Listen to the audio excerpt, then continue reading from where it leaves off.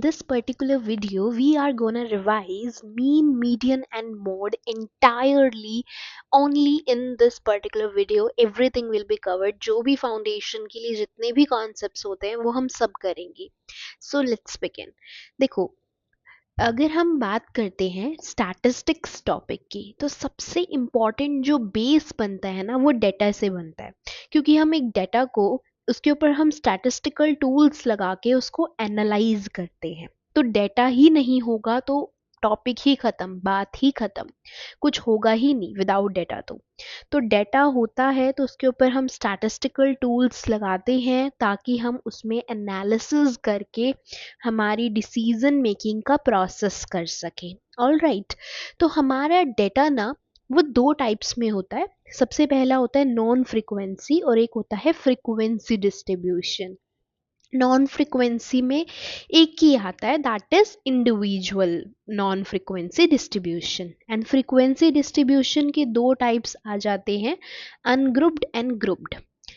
Individual series है कि ऐसे ऐसे रैंडम मतलब 5-10 जनों का डाटा पड़ा है, तो this is individual non frequency distribution, जहां पर डेटा कम है.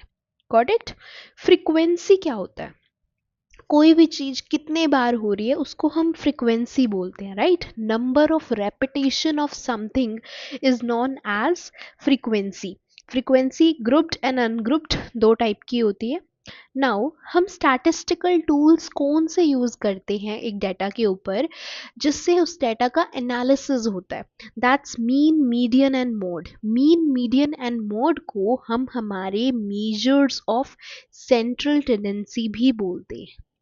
नाउ अगर हम फ्रीक्वेंसी डिस्ट्रीब्यूशन की बात करते हैं, सबसे पहले या अगर हम एक फ्रीक्वेंसी डिस्ट्रीब्यूशन की बात करते हैं तो यहाँ पर हमने देखा कि ग्रुप्ड और अनग्रुप्ड दो टाइप का डेटा हमारे पास होता है. अनग्रुप्ड डेटा कौन सा है कि देखो, ये है हमारा डेटा, लाइक ये मार्क्स हैं बच्चों के और ये कितने बच्चों के ये मार्क्स आए हैं, ये उनकी फ्रीक्वेंसी है. जैसे 0 मार्क्स जो हैं वो 10 बच्चों के आए हैं, 1 मार्क्स जो हैं वो 2 बच्चों के आए हैं, देन 3 मार्क्स जो हैं वो 4 स्टूडेंट्स के आए हैं, देन 4 मार्क्स जो हैं वो 6 स्टूडेंट्स के आए हैं. तो ये मार्क्स है और ये कितने बच्चों के आए हैं, that's the frequency given to you. ठीक है. अगर अब इसी डेटा को हम ऐसे नहीं लिखते, हम अनग्रुप्ड फ्रीक्वेंसी डिस्ट्रीब्यूशन स्टाइल में नहीं लिखते, हम तो इंडिविजुअल सीरीज में लिखेंगे. तो देखो, 0 कितनी बार लिखना पड़ेगा? 10 बार लिखो. देन 1 कितनी बार? 2 बार. देन 2 कितने टाइम्स? 4 टाइम्स. देन 3 कितने टाइम्स? 4 टाइम्स. देन 4 कितने times? 6 times. And this goes on. ये तो बहुत लंबा हो गया. तो इसको प्रॉपर अंडरस्टैंडेबल बनाने के लिए हम इसको इस तरीके से लिखते हैं इन अ फ्रीक्वेंसी फॉर्म. बट ये अनग्रुप्ड है क्योंकि यहाँ पर आपने डायरेक्ट मार्क्स लिखे हुए हैं, मार्क्स की ग्रुपिंग नहीं करी, मार्क्स के क्लासेस नहीं बनाए. तो अनदर जो होता है हमारा frequency distribution, that is grouped frequency distribution, जिसके अंदर हम क्लासेस बनाएंगे कि 0 से 40 मार्क्स स्कोर करने वाले 30 बच्चे हैं. सी, यहाँ पर बहुत अलग अलग टाइप का डेटा हो सकता है कि किसी के 31 है, किसी के 21 है, किसी के 20 है, किसी के 18 है, और ऐसे बहुत सारा डेटा है, लाइक 150 स्टूडेंट्स का डेटा है. तो वो लिखना is not that easy. Like ऐसे पर्टिकुलर मार्क्स तो आ नहीं रहे हैं, 0 से लेके 200 तक के मार्क्स हैं. तो इन सच अ केस हम ग्रुपिंग कर देते हैं कि 0 to 40 स्कोर करने वाले 30 स्टूडेंट्स हैं, देन 40 to 80 स्कोर करने वाले 20 स्टूडेंट्स हैं, 80 to 120 स्कोर करने वाले 60 स्टूडेंट है, एंड दिस गोज ऑन. जो फ्रीक्वेंसी का सम है दैट इज कि कितने नंबर ऑफ स्टूडेंट्स हैं उस क्लास में. जो फ्रीक्वेंसी का सम है that is the number of students present in that particular class. All right. Now एक चीज समझो, अगर ऐसे 0 to 20 लिखा है ना, तो 0 is the lower limit and 20 is the upper limit. 0 is the lower limit and 20 is the upper limit. इसकी मीडियम वैल्यू निकालनी है, मिड वैल्यू निकालनी है, तो just upper limit plus lower limit divided by 2, या फिर इसको मिड वैल्यू बोल लो या फिर आप इसको क्लास मार्क बोलते हैं. तो हम अपर लिमिट और लोअर लिमिट को लेंगे और उसको डिवाइड कर देंगे 2 से। आंसर आ गया 10 पहले का। तो 10, 30, 50, 70, 90 ऐसे ही आ जाएगा। तो क्लास मार्क कैसे होता है? Class mark is lower limit plus upper limit. अगर आपको रेंज निकालनी है, क्लास इंटरवल निकालना है, क्लास विड्थ निकालनी है, हाइट निकालनी है या क्लास निकालनी है, तो इन दैट केस हम क्या करते हैं, अपर लिमिट में से लोअर लिमिट को माइनस कर देते हैं। तो यहाँ पर अगर हम देखेंगे तो 20 जो है वो हमारी क्लास विड्थ, हाइट या क्लास कह लो या क्लास इंटरवल कह लो, दैट्स 20, मतलब upper limit minus lower limit. Got it? Now हमने पढ़ा था कि मेजर्स ऑफ सेंट्रल टेंडेंसी हमारे पास 3 है, mean, median and mode. Starting up with the first measures of central tendency, that's mean. अगर एक इंडिविजुअल सीरीज दे दी जाए तो उसका मीन निकालने का फॉर्मूला सिंपल है, you need to do the summation of all the observations divided by total number of observation. Formula है summation of x upon n. अगर आपको ये एक्स दे रखा है तो सबसे पहले इन सबको ऐड करो। 2 + 4 6, 6 + 6 12, 12 and 12 + 8 20 and plus 9 29. Oh sorry, 29 and 130, right? So you just gonna add all these terms, then divide by total number of terms present there, like 1 2 3 4 and 5. Got it? So this is x bar, matlab ki the mean of an individual series, that is 30 upon 5. Your answer is 6. I hope you got this. Okay. Now इस question का answer निकालो, क्या होगा, what will be the mean of it? It's again sum of all observation divided by total number of observation, or you can say summation of x upon n. तो इसका सम करो, 3 + 1 4, 4 + 10 14, 14 + 15 + 8 37, 37 upon 5 7.5 is your answer. I hope you got this. Okay, now let's move to ungrouped frequency distribution. अगर इसका mean निकालना है तो formula is summation of F x upon summation of F.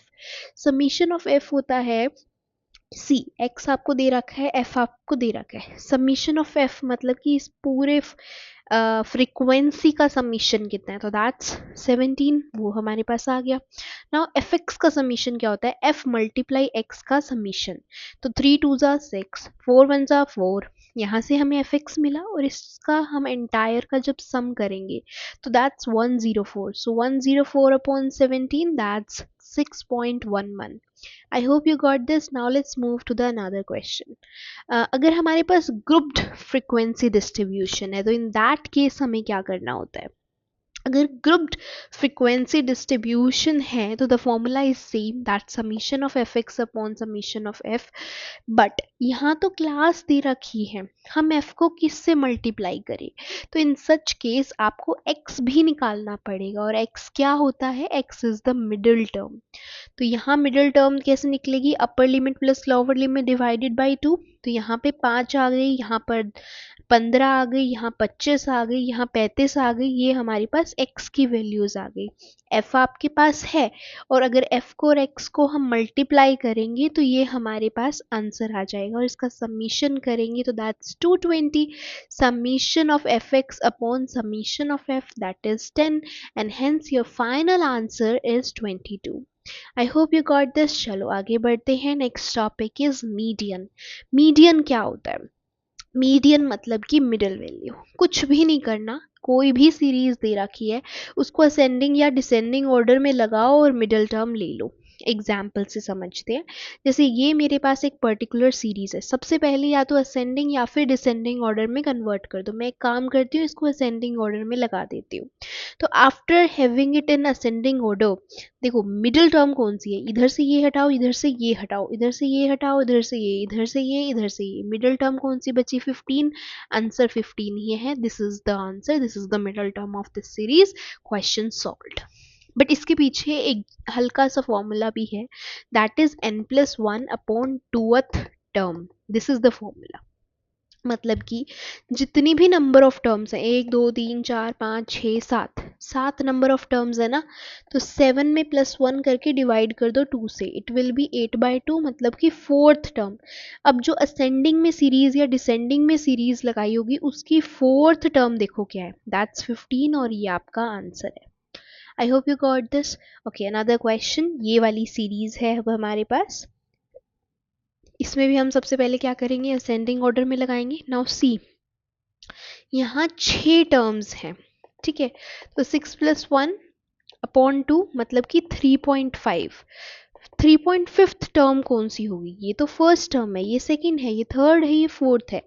यहाँ middle में कौन सी टर्म होगी, 3.5। तो आपको इन दोनों का एवरेज लेना है, that's 8+9 17/2, that's 8.5 and this is the answer.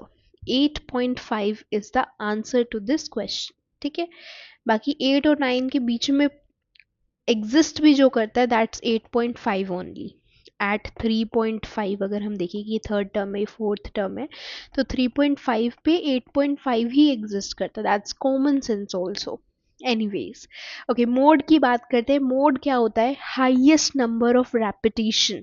Individual series में बात करें तो देखो, एक सीरीज को देखो, कोई नंबर, कौन सा नंबर है जो सबसे ज़्यादा बार आया है, जैसे 8 सबसे ज़्यादा बार आ रहा है, तो इन दिस पर्टिकुलर केस इसका मोड 8 हो जाएगा। अगर वही हमारे पास कोई इस तरीके से एक सीरीज है जिसमें x की वैल्यू दे रखी है 2 4 6 एंड 8, यहाँ f आपको दे रखा है, तो देखो, mode is highest number of frequency, mode is highest number of repetition, तो हाईएस्ट नंबर ऑफ फ्रीक्वेंसी है 9, hence your answer is 6। I hope you got this. आगे बढ़ते हैं। तो अनदर इज कि एक फॉर्मूला है, दैट इज कि मोड क्या होता है, 3 मीडियन माइनस 2 मीन। ये आपको याद रखना है, बिकॉज हो सकता है कुछ क्वेश्चंस में आपको मोड और मीडियन की वैल्यू दी हो, मीन निकालना हो, या फिर मीन और मीडियन की दी हो, मोड निकालना हो। So you just have to remember that mode is equal to 3 median minus 2 mean. I hope you got this. आगे बढ़ते हैं।